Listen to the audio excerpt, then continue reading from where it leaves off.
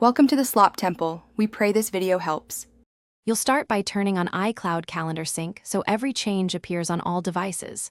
Once done, create 3 core calendars: work, personal, projects, and pick distinct colors to read at a glance.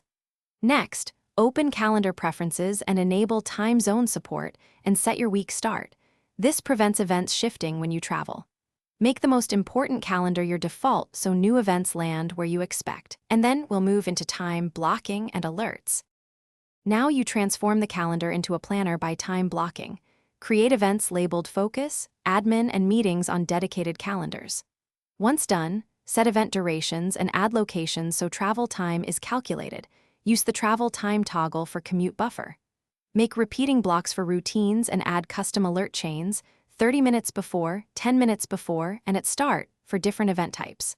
Also attach notes, checklists, and files to events to eliminate scattered task apps and centralize context.